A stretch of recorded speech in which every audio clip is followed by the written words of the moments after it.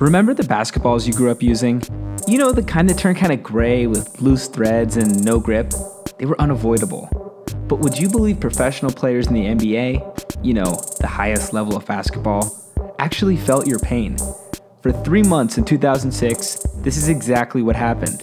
NBA players were forced to use a ball with less bounce than Nikola Jokic. It all started in June of '06, months before the regular season would even start.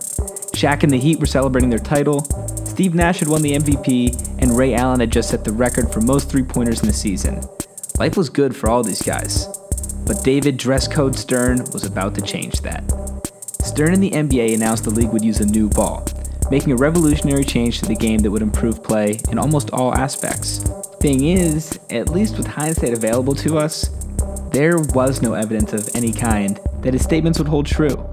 Still, at the time, it sounded like a great move. Unfortunately, this new invention was far from revolutionary. From a production lens, it was more like a regression. Instead of the leather-bound ball that we all know and love, this ball was bound in synthetic microfiber material dubbed cross-traction. The NBA players were less than impressed with their new toy, to say the least. Shaq compared it to the cheap balls you find at retail stores. Steve Nash showed up to an interview with bandaged fingers, explaining the ball was tearing his fingers apart.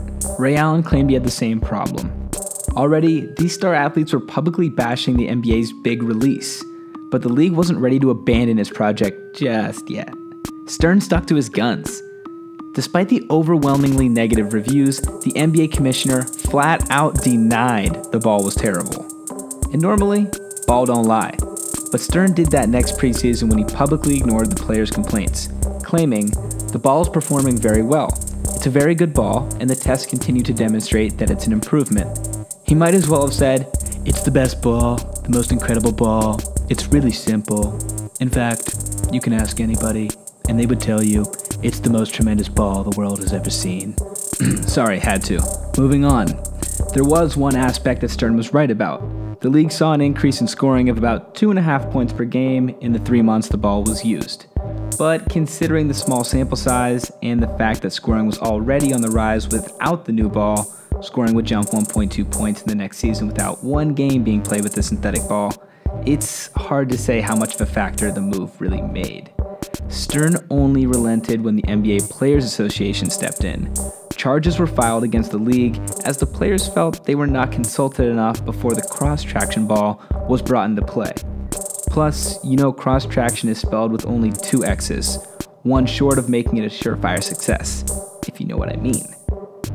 Finally, just weeks before the Christmas Day games, the synthetic balls were pulled and the good old leather ball returned home to greet everyone in the NBA with a sense of relief. Well, nearly everyone. Spalding was blindsided by the decision to pull the synthetic ball, and they were under the assumption that the league would give it more of a chance to stick.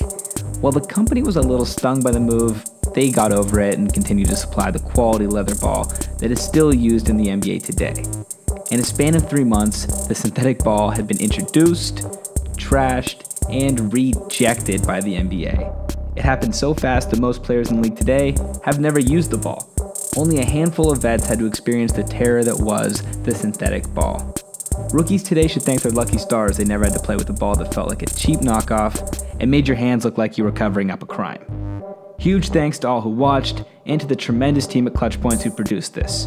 I'm Frank Smith. You can follow me at FMS_Frank Smith and follow ClutchPoints at ClutchPoints. While you're at it, subscribe to our channel on YouTube. If you love our content on Facebook or Instagram, I can guarantee you'll love the YouTube channel.